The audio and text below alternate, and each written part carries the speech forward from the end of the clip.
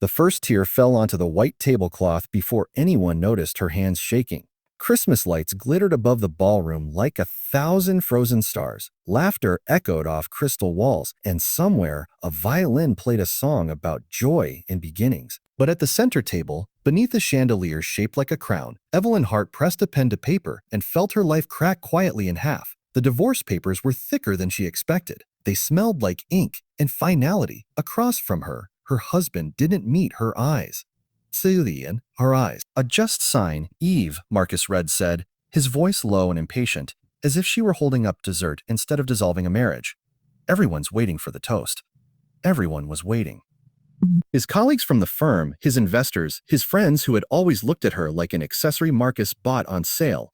The Christmas party was Marcus's idea, and tonight, hidden beneath carols and champagne, he wanted to end their marriage cleanly, publicly, and on his terms. Evelyn swallowed hard. Her fingers trembled as she signed her name. One tear, then another, fell onto the page, blurring the ink. No one rushed to stop her.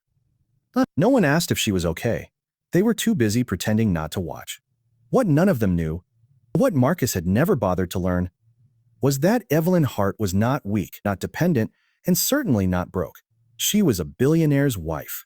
And far more than that, she was a woman who had spent years learning how to survive quietly. Evelyn had grown up in a world that felt nothing like this glittering room. Her childhood home in Harbor Point was modest, painted pale blue with a porch that creaked in the winter. Her mother, Lillian Hart, taught literature at a community college and believed books could save lives. Her father, Thomas Hart, ran a small shipping logistics company that most people assumed was just another struggling local business.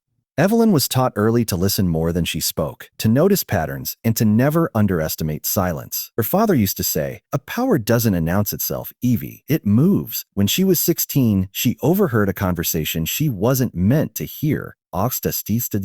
Two men in dark suits sat at the kitchen table while her father spoke calmly about international routes, acquisitions, and numbers that made her heart pound. She learned that day that Hart Maritime wasn't small at all. It was private, quiet, global. Her parents never hid the truth from her after that, but they taught her something more important than wealth: discretion. The world treats you differently when it knows your worth, her mother said. Sometimes that's dangerous. So Evelyn went to college under her mother's name. She paid her own way.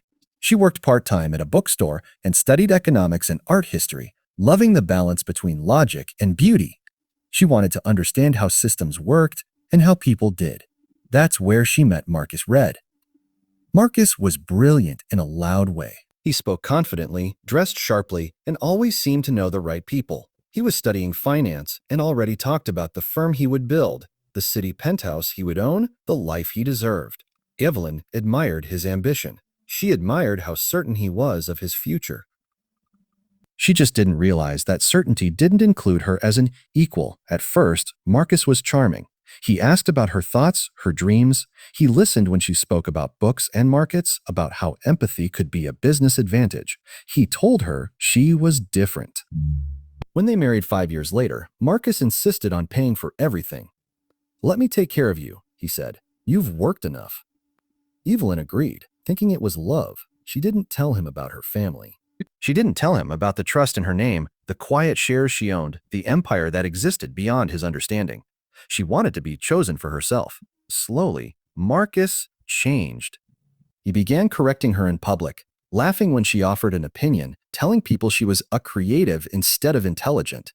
When his firm struggled in its second year, he came home bitter and restless, snapping at small things.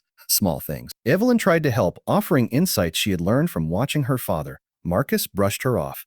"You wouldn't get it," he said once. "This is real business." The distance grew. So did his resentment. When Marcus's firm finally found success, it wasn't enough. He wanted admiration, control, applause. And Evelyn, with her quiet strength and refusal to compete for attention, no longer fit the image. 6 months before the Christmas party, he started coming home late. 3 months before, he stopped coming home at all. When Evelyn confronted him, he didn't deny the affair. "She understands me," he said. "She supports my vision." Evelyn didn't scream. She didn't beg. She simply asked, "Do you want a divorce?" Marcus smiled. Relieved? "Yes, and I want it clean." Clean to Marcus meant public humiliation disguised as elegance. That's how Evelyn found herself signing divorce papers at a Christmas party, her pain hidden behind string lights and forced smiles. When she finished signing, Marcus stood and raised his glass. Ledar raised his glass. "To new beginnings," he said, his eyes sparkling with triumph. Polite applause followed. Someone hugged Evelyn briefly. Another guest whispered, "I'll be strong." She stood slowly, folded her napkin, and walked out of the ballroom alone. The cold air outside bit her cheeks, but she welcomed it.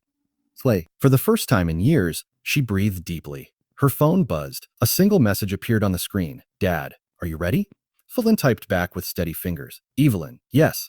What Marcus didn't know was that the Christmas party wasn't just a party. It was also the night Hart Maritime finalized its acquisition of Red Financial Group. The paperwork had been signed weeks ago. At dawn the next morning, Marcus woke to chaos. His phone rang nonstop. His inbox overflowed. His firm, his pride, had been bought out in a silent takeover led by a private holding company. Control was transferred. His role was under review. By noon, his office access was revoked. By evening, the news broke. Speculation ran wild about the mysterious buyer. No one could find a public face. No flashy interviews, no announcements, just results. Meanwhile, Evelyn sat in her childhood home, wrapped in her mother's old shawl, watching the snow fall gently outside. She hadn't felt this calm in years. "Are you okay?" Lillian asked softly. Evelyn nodded. "I think I finally am." The weeks that followed were brutal for Marcus. His reputation collapsed. Investors distanced themselves. The woman who understood his vision disappeared when the money did. For Evelyn, the weeks were transformative. She stepped into boardrooms she had only watched from the edges. She spoke with clarity and authority. She restructured companies, prioritized ethical growth, and invested in education initiatives her mother had dreamed of for decades. People began to notice her, not as someone's wife, not as a silent presence, but as a leader. The truth eventually came out. A business magazine ran a feature titled "The Invisible Billionaire: Evelyn Hart's Quiet Rise." Photos showed her standing calmly beside shipping docks, in classrooms, at negotiation tables. The internet exploded. And Marcus saw it all. He requested a meeting. Evelyn agreed. And they met in a glass conference room overlooking the city. Marcus looked smaller somehow, older. "I didn't know," he said quietly. Evelyn met his eyes. "You never asked." "I'm sorry," he whispered, "for everything." Evelyn stood. "I believe you are, but apologies don't rewrite history. They just acknowledge it." As she walked out, Marcus realized something far worse than losing his company. He had lost the only person who truly saw him, and he had never truly seen her at all. That Christmas, Evelyn hosted a different kind of party. It wasn't in a ballroom. It was in a renovated community center near Harbor Point.